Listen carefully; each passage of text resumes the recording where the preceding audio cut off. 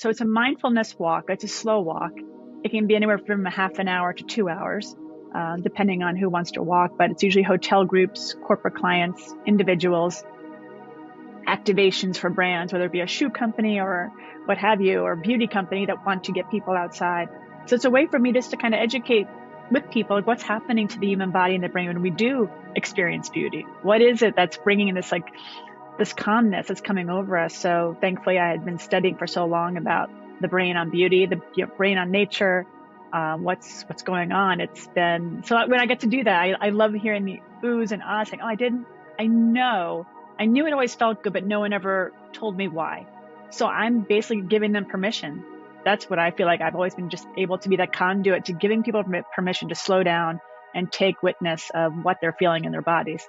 I'm Brandon Vaidyanathan, and this is Beauty at Work, a podcast about how beauty works in our world and shapes the work that we do.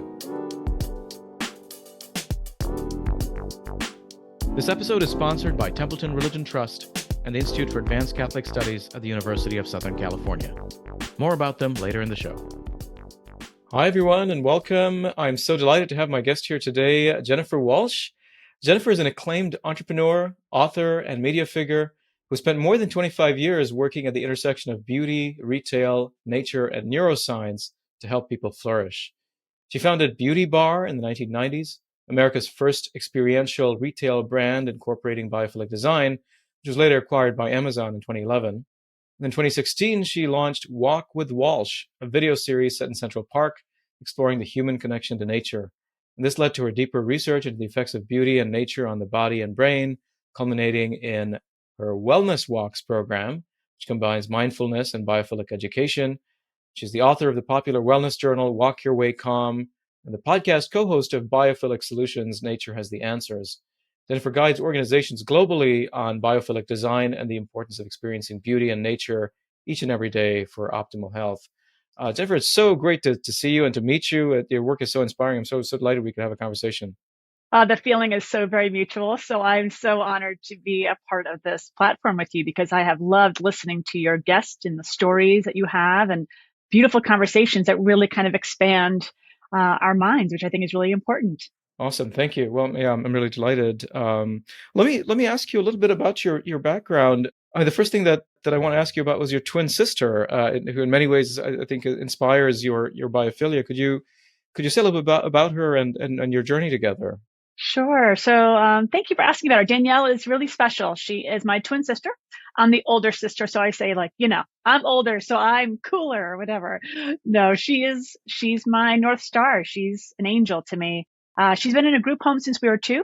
So she is profoundly disabled. She has no access to really use her legs, her arms. She can speak a little bit, but it's more of a mental capacity of a 6-month-old. So Okay. at a very early age, I was able to kind of understand what it was like to have someone with such special needs, beautiful needs that have really taught me so much about the world. She didn't have to say anything to me, but I learned so much about life from her, from what she shared just by being silent and just teaching me empathy and kindness and compassion all the time. And so a lot of what I do and everywhere I've ever been in my life, I've always thought that I do it for both of us. She'll never have the ability to walk or run or see the places that I get to see. So when I bear witness to beauty every single day, I know she's next to me all the time. Mm-hmm. And she loves being outdoors, right? Was that something Oh, that got you? she does. It's really, oh my God, Brandon, I'm so glad you said it, because it's so cute when she's in her wheelchair. I mean, she relies 100% on other people to take her outside because she cannot do it Mm, herself. So whether it be myself, my family members, or someone, a nurse or staff in the home, when the minute she goes out the door in her wheelchair, she squeals. Like, she mm, squeals with wow. excitement and this joy that sometimes the laughter is, she can't breathe because she's laughing so hard because she gets so excited. Wow. So it's really a beautiful testament to how really beauty and the outdoors really changes you in such a profound way, because I get to witness it and just to watch her evolution from being indoors and wheeling her out into the cold or the breeze and the fresh air. She just loves it. Yeah, I didn't know very much about disability until college when I spent some time with this community called L'arche. It's a Oh, network of yes. communities for people with developmental disabilities. I Yeah. do know L'arche very, very well. My parents were Yeah. involved in Florida, actually. Oh wow. Okay. Yeah. Yeah. So I mean, they taught me so much, and I would volunteer there, and I read all of the books by Jean Mm, Vanier, Henry Nouwen, and they're very yes. transformative for me. And yeah, and this sort of insight that they have, that the people who are the most vulnerable, the most rejected among us have can be our greatest teachers, right? Hmm. My one of my recent podcast guests, Esther Blasquez Blanco in Spain, has a story about her brother, who is also severely developmentally disabled, being sort of her greatest leadership teacher, who Mm. taught her that the true leader is the person who wants to know your name, who wants to know who you are, right? And so there's Ah, yes. yeah, that the kind It's of beauty that beautiful. comes, yeah, with yeah, having these occasions to get a different glimpse into our humanity. That is so true. I'm curious about your family life growing up. Were you all very outdoorsy, or like how did you get your sort of your sort of biophilia? Where does that come from? Yeah, that's funny because, yeah, I always say it just, I'm a simple girl from the Bronx that fell in love with Oh, nature. So I grew up in the concrete jungle of the Bronx, really. But it was because of my family's love of the outdoors that we would be playing outside all the time. I mean, granted, some of the outside time would be on cement pavements. I mean, that was all we really had. Even our schoolyard was cement around a wall of just cold and fencing, metal fencing. But my mom and dad would always take myself and my little sister and my twin when we were young enough to the botanical gardens in the Bronx or the Bronx Zoo or Central Park in New York City. So thankfully to them, if it weren't for them, I probably wouldn't have had this exposure and this love of the cold and the heat and the changing of the seasons, which I really attest to them. tell us about the tent living. You spend Uh, every summer in a tent, right? Which is really, yes. I mean, what is this, and how did this come about? It was so fascinating to read about that. I get a lot of questions about the tent life, which is a bit funny because a lot of people now in the past, especially since the pandemic, are very interested in like van life or Uh-huh. outdoor living. But we've had this tent in my family for almost to be 35 years next summer. So it's a very small town called Ocean Grove, New Jersey, which is a very historic town that's been there since 1855, 59. And the town was formed by Methodist campers, if you will. They wanted to set up a place where they could, grow a community. And they found this town and they established it as Ocean Grove and they formed tents. And the town grew. And I think at one point there were 400 tents. There are only Wow. 114 left right now. And the town is beautiful. It's like stepping back in time where they have a very old Victorian homes.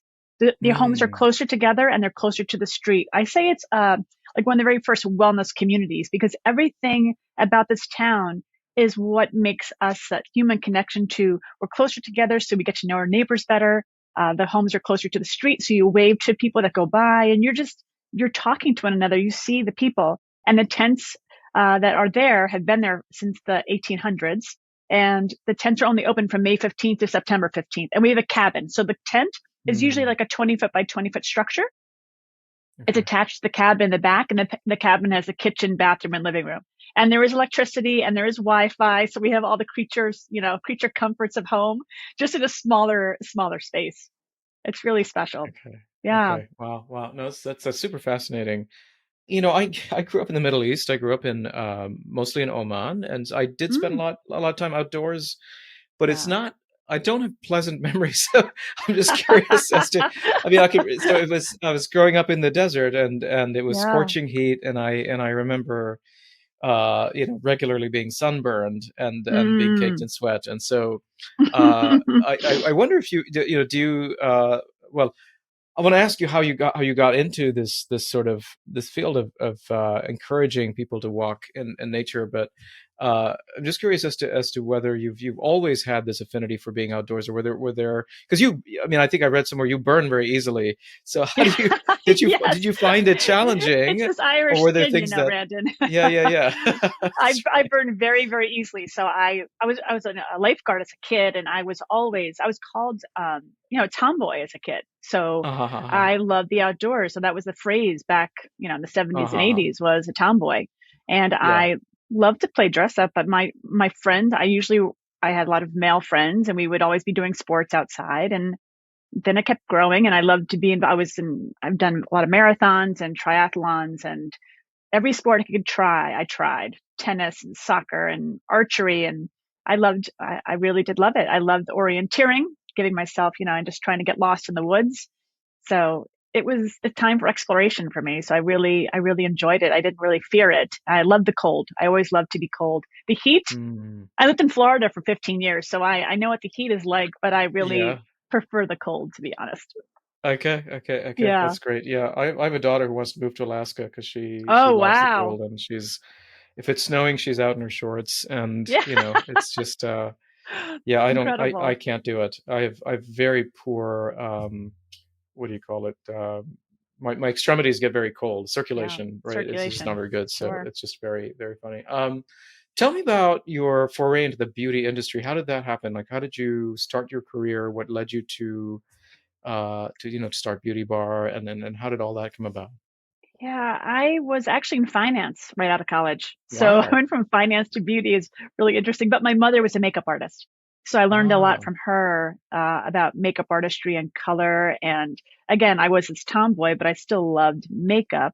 And Mm, I quit my job at Merrill Lynch in my mid 20s, and to my parents' dismay, they said, please don't, don't leave your 401k behind. And I decided to go out on my own. And I mean, this was in the mid to late 90s, when there weren't many female entrepreneurs that I knew about, but I knew that I loved mm, makeup and I wanted to, let me backtrack a little bit. When I was working at Merrill mm, Lynch at night and on the weekends, I was interning everywhere I could to learn about makeup application for magazines, for photo shoots, for concerts. And I was just doing everything I could for free just to learn about what it was like to be on set. And I fell mm. in love with the process of photo shoots. And again, I was doing the makeup artistry, or I was just carrying the makeup for people, or cleaning the carpets, or Huh. carrying coffee. I didn't care. I just wanted to be a part of the process so I could learn and build up a portfolio of work of things I used to work on. And so Huh. What drew you to after that? What like I think I've always loved artistry. I loved art, and mm, I've always mm, loved art. And even as a child, I was always in sculpture class or art class and drawing and sculpting and pastels. And I love artistry. And okay. so I Okay. thought of it, I guess, as a form of artistry. And Yeah. then I was able to start painting the faces. And then I was called to do some concerts at the time. It was like 98 Degrees and Jessica Simpson and Molly. Wow. Oh my gosh, I've forgotten. Not Molly. Anyway, there are lots of actors and actresses and singers I started to work with. And that's when I quit Okay. Merrill Lynch and I was doing a lot of makeup artistry for TV production and movie production. And I started making makeup for women. There were these things Mm, that you could buy that you could actually mix makeup for people. So I go like back in like mm, mm. Avon back in the days, I would go home to home and start whipping up makeup for people, in their kitchens. So, yeah, that was the beginning of wanting to get more involved in makeup. And then on a fluke, a friend of mine was a TV producer in ABC affiliate. I was living in Florida at the time, and he knew Mm. that I was doing makeup artistry for these artists. And he said, I need you to come on air with your makeup kit and talk about what you're using on these celebrities because our actual guests fell through. And to be honest, I said, I cursed at him. I'm not going to say it, but I cursed. I said, absolutely not. There's no way I'm Okay. going on TV to talk about that. I do the makeup for the people on TV. And, this is back in the day when there weren't people really on TV except for the anchors that were on TV. So he threw me in front of the camera. I wound up saying yes. And that segment has led me down a path where I've been on TV almost 27 years every single month since. So Wow. Wow. it Wow. changed Wow. everything for me because that segment then turned into a weekly segment. And then people were Okay. calling the studio saying, why is she talking about these products? I've never heard of them. You can't find them Uh-huh. anywhere. And this was pre Sephora and pre Ulta days. So you could only find products in a department store. Okay. So it kind of gave me this idea. If I could use the TV segment now as this educational tool, what if I opened a store that could be my sales channel? Yeah. So, and that's what I did. And everyone said, don't quit your day job. It's the dumbest idea they've ever heard. No one's going to leave a department store to buy beauty products. And I did it anyway. I had $30,000 in savings and said, I'm going to try this. And what do I have to lose? But I felt it so badly in my gut. I just felt like this would be something important and meaningful. So I took the leap and I did Yeah. it in Wow. 1997. Wow. Wow. Wow. Yeah. And you were making these products yourself, right? You were mixing them At the yourself and beginning, I was. So when I opened Beauty Bar, then I was bringing in brands, very popular brands, L'Occitane, Fresh, these are very popular beauty brands that were just starting out the same time I was. Oh, So I wow. was the ability to just kind of say, I'm going to sell these products. I didn't know how to sell beauty products, but I wanted to create a space, Brandon, that made people feel comfortable and welcome. Yeah. So I was creating a space for biophilic design without having a title for it or a word for what I was trying to describe. So I was putting in wood features, hanging up shelves. So I got up Home Depot. Like everything was made from. I either grabbed it from my home or my parents helped me hang things from Home Depot, just to decorate, hand paint to the store itself. And the business really exploded. It took around a year for people to understand what an apothecary was, because the Okay. brands were really so new and unheard of. And I had men's products and no one had ever bought men's specific products yet. So I wasn't making Mm. any of this anymore. These were all brands that were available around the globe that I was bringing in to sell. Okay. But you were say more about the biophilic design. How did that component come into your sets, or how else were you incorporating it? It was interesting time because again, I was in my 20s and I was just going off what I felt. And I really wanted a space for all to be welcome. All people of all ages, of all backgrounds, just to come and be welcome and feel comfortable and Mm. not feel like they're being sold to. But I wanted people just to be and not do. I just want people to feel like they Mm. could be there and not have to shop, but they could converse with others that were there. And it was, so I always said, like, it was like my living room. I Yeah. People could come in and they introduced me to out of town, neighbors and friends and family members. And it was this beautiful space that was warm.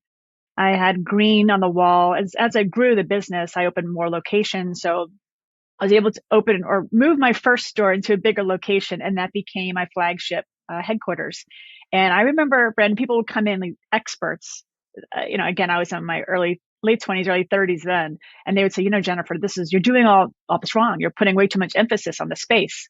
And you should. I was shoulded to death. You should have a chandelier. You should make the walls pink. You should.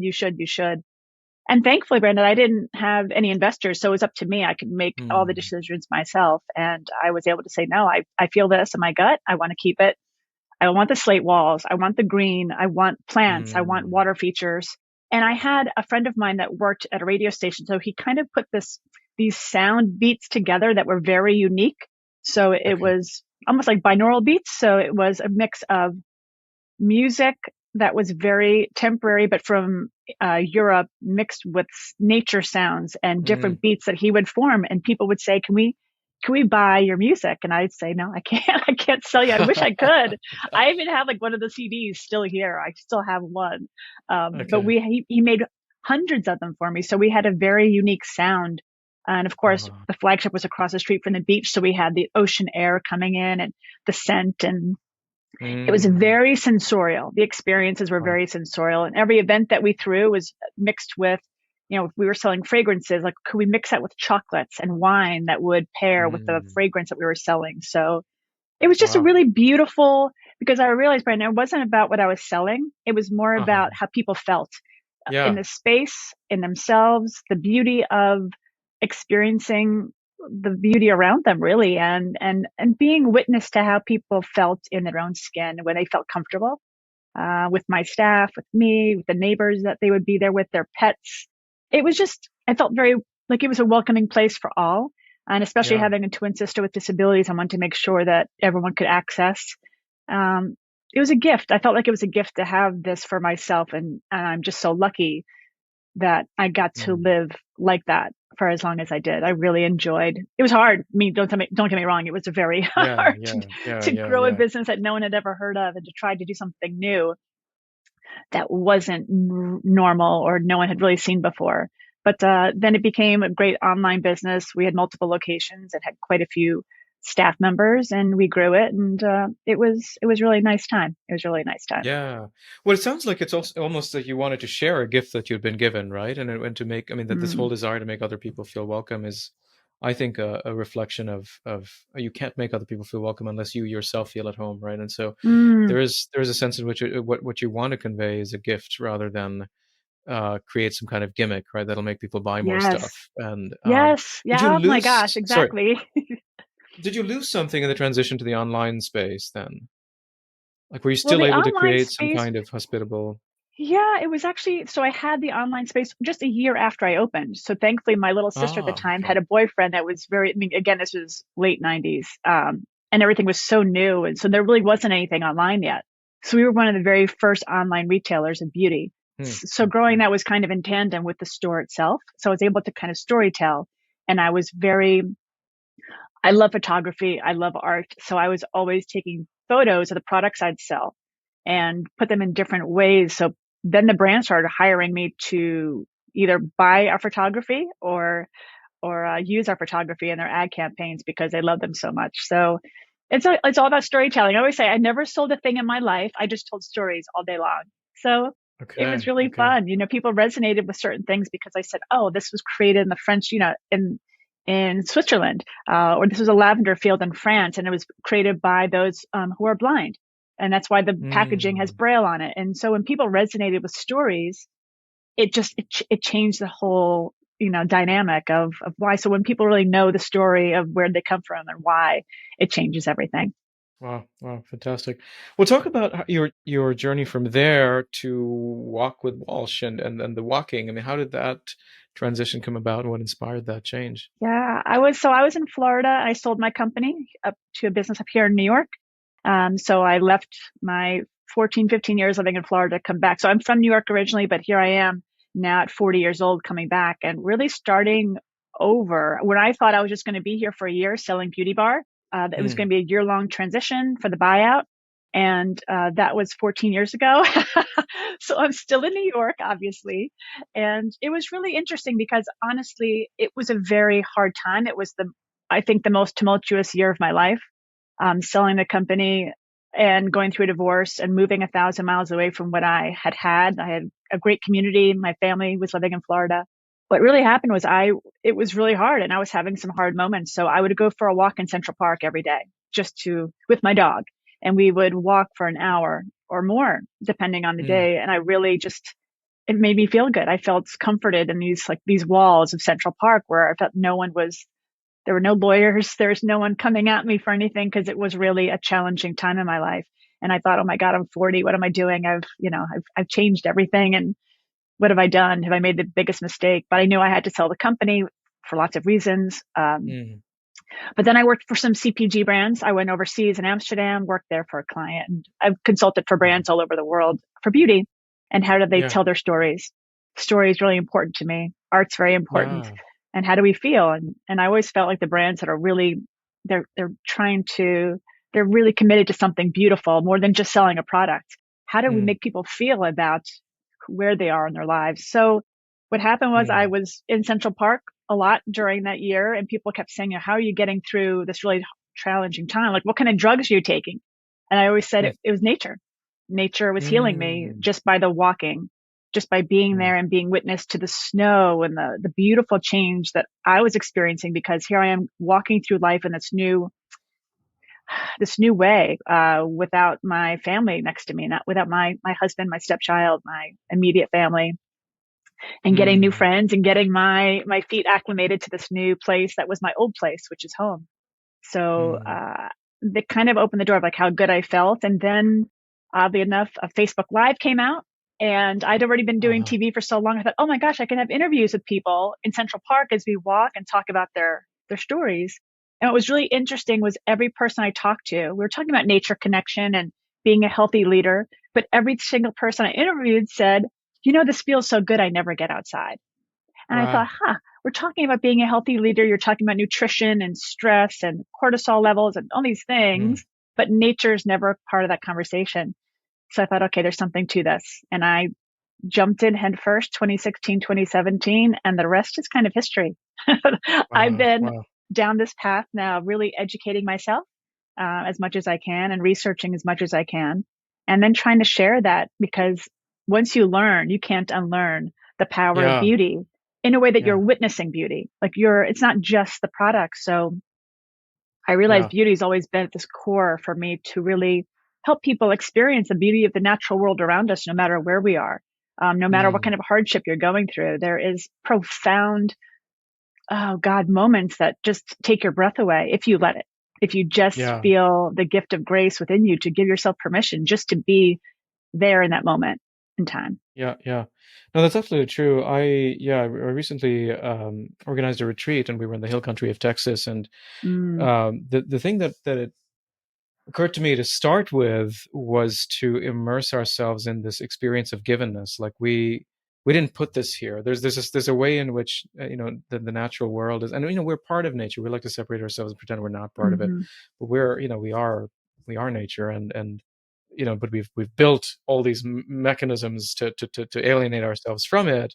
And of course there's like sunburns and mosquitoes and all kinds of other things that Of also course. don't help. But Yeah, yeah, just just the very fact of like being in a place where you can acknowledge and recognize, I didn't put this here, and there's something, I'm made of this stuff. And to sort of, in some sense, to be back in communion with it yeah. seems That's really beautiful. vital. And It is yeah, vital. so That's it seemed like, exactly the yeah. word. That's exactly the word. It's vital because without it, we are not well. We are unwell. Yeah, And, yeah. brain health is such a big part of that because we are so separate from what is life giving, what is soul Mm, giving, what is heart giving, because we're so in our four walls so often, and we're so attached to our tech that we don't give ourselves that permission to just be.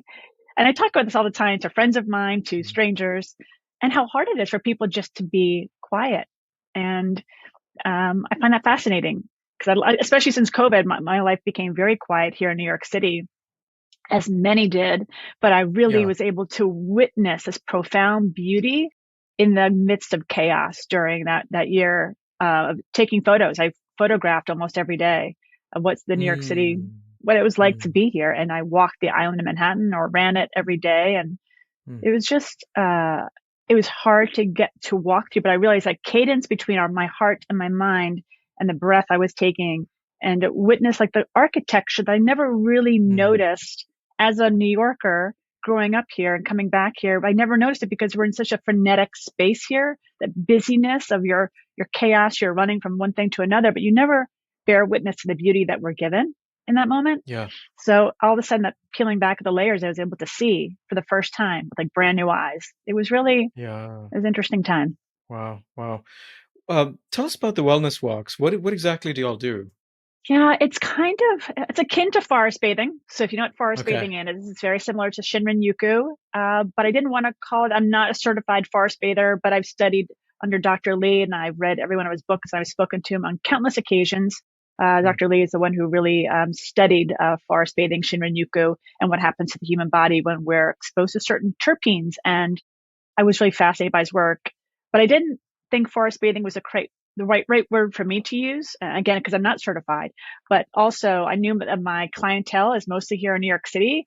And yeah. when, people are asked to hug trees or touch water, I know many New Yorkers do not want to touch water or hug trees. So it's like, it's baby steps, right? And I was like, okay, Yeah, you can touch a tree. You don't have to hug it, but you can touch yeah. the plants, touch the Mm, living things around us because we're so afraid to touch anything. So the wellness walks were really just a way of I kind of call them my classroom. So it's a mindfulness walk. It's a slow walk. It can be anywhere from a half an hour to 2 hours, depending on who wants to walk. But it's usually hotel groups, corporate clients, individuals, activations for brands, whether it be a shoe company or what have you, or beauty company that want to get people outside.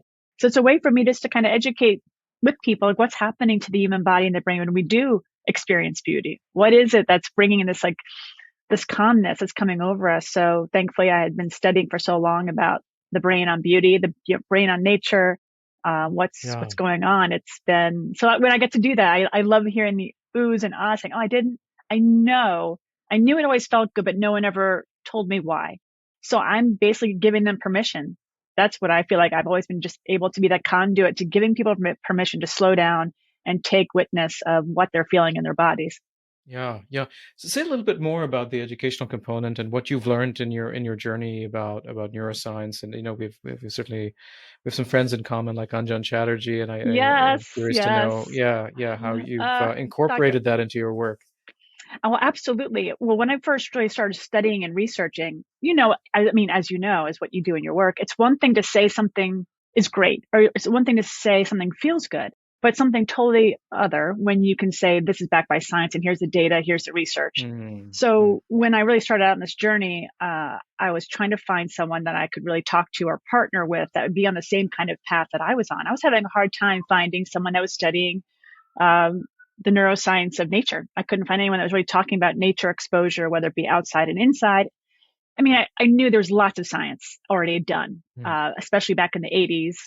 E.O. Wilson was that grand leader for all of us who took the work from Eric Fromm from the 60s, but really popularized biophilia in the 1980s through his work. And biophilia is really our innate connection to all living things and our love of life. And then biophilic design is bringing those natural elements we find outside indoors. So when I really started studying Stephen Kaplan's work, so many things that were happening. I happened to be on a panel in Italy in 2018. I was on a panel about beauty as wellness, and who was sitting next to me on the panel, but a gentleman by the name of Dr. Anjan Chatterjee. So we met in Italy, and I was listening to him speak. Here we are. I thought, oh my gosh, this is exactly the person I want to talk to more. So we Mm-hmm. became friends, and I really want to learn more about his work. And a few years ago, I realized he had been studying biophilic design. So he knew my work was already committed to biophilic design 20 some odd years ago. So we really understood one another, and I got to read his books and learn more about him. And now I'm just kind of doing some more things with him that we have hopefully in the works down the line for 2024, which I can share at a later time. But yeah, he's a wonderful person, and he's introduced me to Yeah. so many great people. And yeah, it's really, when you have the science, there's so much more that you can share. And it's important to share that knowledge because we aren't taught in school what happens to the Mm. body when we're exposed to nature versus going through what Richard Louv, the author Richard Louv, coined nature deficit disorder. So Yeah. yeah, it's really interesting to know. And when you know, you can't unknow. Right. Wow. Wow. Do you have these walks, the wellness walks in other cities? Is it just a New York City thing, or do you find it now? I mean, are you doing this elsewhere or? Yeah, they're Yeah. everywhere. I done it. I did in Italy for the Global Wellness Summit. I do them all over the country Okay. right now.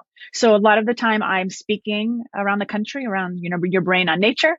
And at the same time, I'll either lead a walk in the morning or when I'm there, I lead a walk for that team. Because again, I think it's one thing to say it, but it's another thing when you experience it. So I love Yeah. being able to talk about it and then take that group out for a walk either beforehand or after to say, okay, now can you feel Yeah. what that's like to just be in that presence? And it's great to be in these different parts of the country to really then access what it feels like. And I was in Wisconsin a few weeks ago. I was in Colorado before that, and Florida, and the different heat and the cold. And I was in Miami Yeah. last or 2 weeks ago leading a walk. So Yeah. it's very different going from Wisconsin one week to Miami, and that the shifts in temperature. Yeah, it's beautiful. Yeah. Yeah. Yeah. Are there places where you've struggled to to appreciate the beauty? Oh, of course. I mean, there are, and it's interesting that you say that because there's a lot of talk about biophobia. I know Yeah. Dr. Anjan talks about, not all nature Yeah. is, beautiful. It can be scary and Yes. hard. And Yeah. there's been a lot of talk. I learned about biophobia early this year that I never really thought about because I've been and I apologize for the noise because it is New York City still. No, it's um, fine. I don't. Yeah. but Yeah. biophobia, I guess, is this real fear of nature. And more and more Hmm. people are staying indoors. Before the pandemic, it was 93% of our time was being spent inside. And I think that's even more so now than ever before. So there's this new feeling that people are afraid of nature. They don't want to. And I understand that coming from the Bronx, when there isn't a lot of access to the natural world. So to find beauty, you have to really seek it, especially in places that are, dense. There's like food deserts. It's kind of like there are deserts there isn't enough nature in some places. So, and people are fearful of what's around that corner, or I don't want to walk through that park because it's a certain time of day that could be dangerous. So Mm. I understand when people are so when I walk in certain places and I'm seeking the places where people are not going to be turned off by all the noise and the sound of the traffic. And you have to kind of find it. You have to look for it. Yeah. Yeah, yeah, and it takes a lot of. I mean, I mean, cities have to really value that and prioritize that, right, into urban design, and it's Oh, 100%. yeah, Absolutely. And it benefits the customers, it benefits the employees when biophilic design is involved. And of course it benefits the community because it's beautiful. You don't have to yeah, tell someone it's beautiful. You feel it. You feel when a Yeah. place is beautiful, you feel when a person is beautiful, not by just by what they look like, but how they make you feel. That's real beauty. That's real beauty. Yeah. Yeah, I've been, another place where, I've been encountering some of this is, I've been doing some research on scientists. We did this big study in a number of countries looking at where scientists encounter beauty in their work and, workplaces, right? Or another, we spend 12 to 14 or even longer hours a day in workplaces, and scientists especially who are bench scientists are in these dark dingy basements with no access to natural light or to plants or Yeah, anything. And so it helps if you're on a campus that has some sort of verdant sure. environments, but often they're not. And we had a lot of complaints about just being in a concrete jungle and ugly buildings and no sunlight and feeling like you have Mm. no idea what time of day it is, Yeah. and they're well aware that it's affecting their mental health. It's just very clear that um, this is not good in the long run. So it's unfortunate. A lot of our It's workplaces so are not true. really. They're not. Thankfully, I think there's a lot Mm, more awareness, and there are changes that are happening. I mean, I know mm, you see that in your work with architects, I should yeah. say, and what they're doing for city planning. And we have our podcast, Biophilic Solutions, where we talk about these city planners and what are they doing? How are they making changes? Mm, So that way, everyone from young children to seniors can benefit from this more nature exposure and not be afraid of getting outside and not being afraid of the colder months ahead. I feel like there's so many yeah. people. There's this interesting, like I hear it here in New York City, this anger that winter's here. I hear it almost like Uh-huh. this Yeah. screaming at the top of the lungs that people are mad that winter's here. Yet in Colorado, they celebrate it. They can't wait because Yeah. they get to be Yeah. outside and enjoy the seasons. But here, for some reason, I'm hearing it more and more, louder and louder, that they're fighting. Uh-huh. People are fighting the seasonal change as if it's never happened before. So um, how do we equip these people to be able to understand a little bit more about like, so where is that coming from? Is it coming from a cultural thing? Like I'm Irish. I like the cold, the damp, the wet. Some people might be Mm, from India and they like the warmer, dry conditions. So I like to peel mm-hmm. back the layers of Mm-hmm. where is this coming from? Is it a cultural thing? Is it in your Mm-hmm. family that your parents didn't take you out or you just didn't like where you grew up or, it's just interesting to peel back the layers of why people feel the way they feel about the changing of the seasons and the wintering, I like to say. Yeah, yeah, yeah. Do you have then some recommendations for people who are, say, maybe biophobic? I would imagine, like a summer or fall or a spring day is more easy to appreciate, I suppose, Mm, than sort of a cold. Right now here, it's cold and rainy, but especially if you're in a city and you're in New York or DC in November, December, January. What do you recommend? How do you what kinds of tips can you give people to help them in those times? yeah, it is that the time of the year where people just want to go inside and get cozy, and I'm all for it. Yeah, But what I yeah. do suggest for people, because it is getting lighter in the morning, it's of course it's darker in the morning, I should say. But if you can get some early morning sunlight on your body, Hmm. if you can go outside with your whether you have a dog or if you have something else, I apologize. That's That's all right. ringing. Um, so if you can just get some sunlight early in the morning, that's really, really helpful.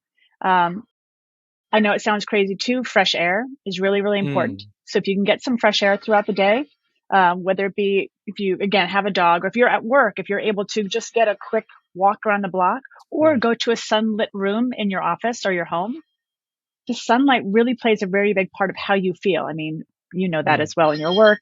Sunlight really plays a big part of our circadian rhythm, how much we're sleeping at night. mm, So if you can get that sunlight, bring more nature in your space. Can you have more plants? yeah. Also bringing sounds of nature in because here I had that ringing bell that I couldn't shut off. That was my doorman. We have honking horns and jackhammers. So how do we Yeah. protect our space with music or sound that's more natureful? I love the sound of a fireplace. So I play on my television, YouTube, of a fireplace. So I can hear the crackling sounds and I can see it. I can't smell it, but at least that's that Yeah. visual and the sound. So whatever Yeah. might soothe your space is really important as well to make you feel a little more connected to nature, whether it be maybe a beach sound or a beach visual, roaring river, whatever it might be that really calms you and really relaxes you. Also will help you get through these months that seem to be darker. It's really, Mm. really important. That's great. You have another initiative called The Lost Art of Being Human. Mm, Could you talk yes. talk about that? So this was an idea. Well, it was these conversations that I've been having the past year of people keep speaking about humanity and Yeah. being human, and not really a fear for the unknown of the future, but there is this uncertainty of what AI is going to bring with it. Incredible technology, incredible feats of hopefully helping us with so many things. But at the same time, it's that unknown variable that people are a little worried about. So I thought, well, wouldn't it be nice to have a place where people can feel safe and have conversations and come together on what it means to be human, which I think is a connection to one another together. We need to be Yeah. back together again. While I love technology and I get to do this with you now, I think it's important that we witness one another in the space of uncertainty and give each other grace to get through things and have hard conversations and not judge. I think there's Mm. such a speed to judge right now instead of just Hmm. hearing people and listen to people from where they're coming from and just have open conversations. But I really want to show the people, products, places, and spaces that are reconnecting us to ourselves, that make us feel good, that are inspiring, that are beautiful, and that are uplifting. So that's really going to be the place. And we're going to have a lot more immersive experiences going forward. Mm. We started creating recharge rooms back in Okay. 2018. So it was almost like having my tent in Uh-huh. indoors. So I took my tent life and brought it into activations, and people could come from their offices for 10 or 15 minutes and sit in the tent, listen to nature sounds, and then go back to their desk. So we're going to be doing a lot Mm. more of that again in 2024. So Okay. yeah, Lost Okay. Art of Being Wow. Human Lab is just a connection of humanness to the beauty Okay. of the world around us. Okay. Amazing. Yeah. Well, the need for connection, I think, is another really critical thing, right? To connect to each other. Yes. So yeah, connecting to nature, connecting to each other. I think you're right. It is a lost art, and I think we're really struggling. Yeah. I think we are. The loneliness, the struggle, I see it. I see it every day here with young people in New York City, with older people in New York City. There's this uncertainty, and that lack of Mm. connection really harms us. So if Yeah. we can even help those that are more in need, I think whenever I'm feeling down on myself for whatever reason, I think what I try and do is go to the local senior home or go help the pets or whatever I can do to help someone else. That always helps, alleviate that sense of maybe a sad day I'm having or a lonely day or whatever I might be going through. How do I help someone else to alleviate their pain? Makes me then in turn feel, Mm. content. Yeah. Yeah. That's amazing. I mean, looking back on all of these different initiatives you've done, it seems the word beauty takes on some different valences. Do you have Mm. a sort of a sort of a common thread that you see running through it all as to what beauty means? Looking back on everything, what beauty means to you, and why you think it matters and ought to matter. Ah, I think beauty is everything. But I think it's interesting being in the beauty world for 25 plus years. Beauty is always about this thing that we sell or we buy and how it makes Mm. us, what are we putting on our face or our skin? But to me, beauty has always been how we treat one another and how we Mm. feel when we're in presence. Like that is so beautiful to me when you can witness Mm. someone else's gift of their life. They're giving their gift of, whether it be a song, dance, music, their joy, storytelling, the gift of maybe cooking. I think there's so many beautiful moments in life that we overlook as just the mundane, but there's so many beautiful moments just even like sitting quietly and watching a sunrise or a sunset or just seeing these beautiful moments play out around us. That to me is what life is all about. It's this experiencing and being the recipient of that beauty is what is like, oh my God, it moves you to tears because life is beautiful. It is hard. It is messy. It is not easy. But if you can also step back and say, wow, that was a beautiful conversation I just had, or that was a beautiful moment I just had, or I just witnessed something beautiful between two people on the passing of a street. There's this woman who lives in my neighborhood. I don't know her name. I don't know who she is, but she has to be in her 90s. And I love watching her. I pass her once in a while and she's always looks, just her hair is coiffed beautifully and has her lipstick and blush on and just looks, she's always smiling. Every time I pass her by, she just looks beautiful and radiant because she's always smiling and she just looks happy. And that makes me happy seeing others because we all should be there for each other to kind of help each other get by. And I think the beauty is that doorway to feeling good within our own bodies, no matter what's happening around us. It helps us put Mm. this, the word I'm looking for, but kind of help us put this spot of like, okay, I'm okay right now in this moment. Let me be present and just be thankful for it. we don't know what tomorrow is going to bring. So we need to be thankful for what we have Mm, today. mm, mm, mm. Yeah, that's great. There is, there is an aspect of beauty, I wonder, which might be linked to hope, right? Which Mm, I think of, examples like this, Eddie Rama, the former mayor of Tirana, in Albania, who used to, paint these buildings bright orange, when they were just coming out of the sort of the communist regime, and, yes. and then people were feeling really hopeless, and just these splashes of color could instill hope in people that there could Mm. be, literally a brighter future in front of them, right? And I wonder if there are ways in which you see um, beauty as providing potential for almost like a promise, like that there's more, and that could even pull us out of ourselves, that could, you know um, Yes. be transcendent, and Oh my gosh, yes, all of that. I think that's exactly what beauty does. It is that conduit to mm, transcendence, to awe, to inspiration. That if we give ourselves the permission to stop and witness beauty, I always just say to people, like, just give your, give yourself permission 5 minutes a day if you can. I mm, know people have babies and family members that might be ill, and you're going through your own illness. But if you can find the pathway to just seeing beauty, even if it's just for a few minutes a day, there's a great book by Dr. Phil Tabb that wrote Thin Places. And mm. it's really, it goes back to Celtic times of just, they call it when heaven kisses the earth. So it's like this Ah, real transformative moment where you're just, whether it be a sunrise or a sunset, just the way the sunlight comes into a room during the day and maybe cast a rainbow on the ground in your living room. You're saying, oh my gosh, it's beautiful. There's that moment of that mm, sunlight coming in because again, every day is different. So that sun's going to change throughout, throughout the year. So yeah, um, it's just, and how we go into churches or synagogues or places of worship that make us feel inspired and moved beyond words, almost into tears because it's so mm, awe-inspiring. But it's a great mm, book, and it really helps you understand the profoundness of what beauty can give to us, and not just products that we have to buy on a shelf, but really yeah, the experience of beauty in a chaotic world. How do we experience beauty in a yeah, chaotic world? We have to really bear witness to it and look for it. I would say seek beauty and you'll find it. You just have to look for it. mm, And sometimes it just shows up on you and you're like, wow, I wasn't expecting that today. That was lovely. It was lovely. Even this conversation right now, this is such a gift. This is beautiful to me. And I so appreciate you and your time and what you do because you help open that doorway to what beauty. When I found out about your work, Brandon, I was so moved because I've been in this industry for so long, but beauty's been about sales and about ROI and mm, KPIs. And to me, that's never been beauty.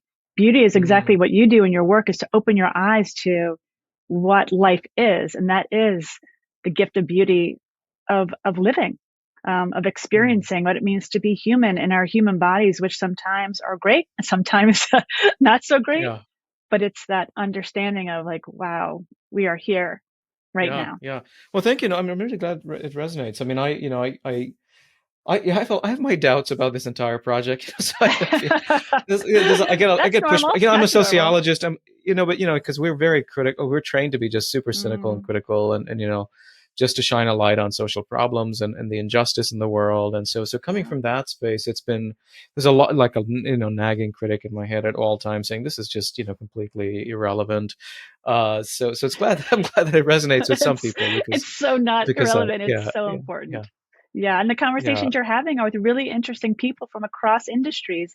And I think like that Mm, getting together and bringing these people together to have conversations about beauty, like you said, yeah. it's that hope. Beauty gives us Yeah, hope that things can be better or will be better if you also be that start of it. You can be that fire start to like help others see beauty in new ways that really open their eyes and their hearts to opportunity. yeah, yeah. No, absolutely. Yeah, it's odd for me. This entire journey started with scientists, and it was Mm. well, actually, it started with protest movements, and I was studying protest movements, and I Hmm. about a decade ago started to realize, and that a lot of the theory in the field at that time was that the main driver, if you want to understand what fuels social movements, you have to understand moral outrage as sort of this a negative emotional shock, and that's the starting point. And I Mm. was like, I don't think that's the case. Like, I think there's something underlying that. I think you can't Yeah. have a negative shock unless something positive has been disrupted, which means there's an ideal of something beautiful that has been lost and that one wants to preserve and protect and sort Yeah. of regenerate. And then the next thing I was doing was this project on scientists where I would we had long conversations with scientists, like hearing their life stories, and they would Mm. tell us about these sacrifices they'd made for the sake of their work, and sometimes sacrificing their health and their they could have been working at Google or something, and here they Yeah. are working in a lab, and we asked them, why do you do it? A lot of them would say, because it's beautiful. And I did not expect Oh, that word, and so that really was for me the interesting. beginning of trying to understand, well, what does this word mean to these people, and why is it resonant, and why do I not pay attention to it? so, Right. So so it's yeah, unearthing like this thing that like yeah, what is beauty to different people, and how do they yeah, experience it, and why? Like, you're right. You have like one thing, it's like, oh, this is ugly, but what was the beautiful side of that? There's always two sides to that of, what's awful or what's beautiful or and it's different for everybody really, but there is that underlying beauty resonates within all of us. It's just a matter of peeling back the hard layers that some of us have built around us yeah, to like protect maybe our heart or our body from things that yeah. might have hardened us. But children, when you see children around beautiful things like a stormy day or puddles and they just want to lie Oh in yeah. it, I said, yeah, I'm Right. with you. Right. Yeah. Yeah. Eat some mud I don't want to have pies. to clean them after. No, I don't So want to clean the children either. No, that's the hard part. Getting them in the tub, hosing them down. That's never fun. yeah. That's never fun. Yeah, but yeah, no. So I think you're right. I mean, so I think we, I mean, will confess I've lost. I've in many ways, my kids are, they find me rather annoying for that reason because, we have cats here just outside. They have fleas, and I don't want to go anywhere near Oh, them. yeah. I don't want to Yes. touch them. Yes. But even if they didn't I've been have fleas, there. I wouldn't want to touch them. But so I have a lot to learn, and I would like to open my heart to more biophilia.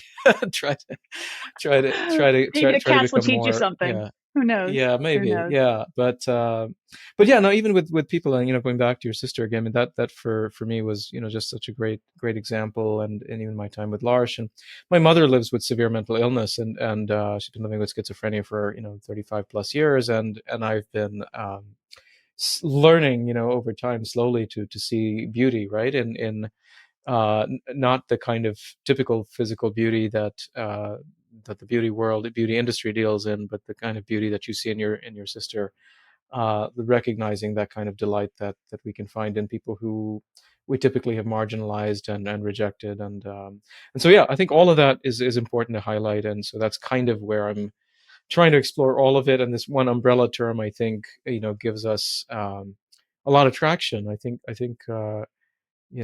it's a really fruitful lens through which to look at all of these things and tie them together somehow. So that's kind of, Yeah. what I'm hoping to do. I'm really delighted. Yeah. Well, that story about your mother, it is so moving because that gives you this pathway to more compassion, right? The Mm, mm, compassion and the mm, mm, empathy mm, for mm, others that you experience in your daily life. So, mhm, having a mhm. mother who is has needs that are intense, and that I'm sure that's taught you a lot over your years of what do you do and how do you service her? How are you in service to your mother when she has such profound needs? And maybe like the same thing with my sister. How am I in service to her with her needs? And I think it's an ongoing conversation I have within my own body and my own head of like, how do I show up for her? Even though Yeah. I know she knows I'm there when I'm there, but she can't communicate that. But Yeah. I know like having the presence with her makes me feel whole. Even though we can't Mm, really communicate together, I know there's this wholeness when we're together. And mm, maybe, I think your opportunity with your mother really helps you understand this wholeness that we have as humans to one another. And that yeah. is that beauty that we don't have to say words all the time. It's just being in the presence of someone else is the gift. And it's that Mm, beautiful moment that connects us to what is really important in the world. I deeply believe yeah. that. Yeah. Yeah. No, I agree. I agree. Jennifer, thank you so much. It's been such a gift, such a pleasure. Where can I direct our listeners, our viewers to learn more about your work? Thank you. No, thank you very much for this time. I've just so enjoyed speaking with you, and I can't wait to speak more with you later. But I really appreciate this conversation, and I really love the work you do. And I can't wait to Thank you. discover more of that. But I keep having these conversations, please, because I really enjoyed listening to all Oh, I'm so your glad. recordings. And I think your work is very important, and we need more beauty in the world. So you having this and leading this conversation for more industries to be a part of, I think that Mm, then opens the mm, door to so many others. But people can mm. reach me on LinkedIn. I love LinkedIn. I'm just LinkedIn, the Jennifer Walsh. That's THE Jennifer Walsh. I'm on Instagram, which I love to post pictures and videos of the beauty around us. And that's also the Jennifer Walsh. And Lost Art of Being Human is lostartofbeinghuman.com. Just came out with that. So those are the best ways to really reach me right now. Thank you. Awesome. Fantastic. Well, thank you. And yeah, I hope we can continue this conversation too. Absolutely. Hey everyone, thanks for watching. If you liked that video, please hit that thumbs up button and share it with your friends. Also, please take a second to hit the subscribe button because it really helps us out. Thanks.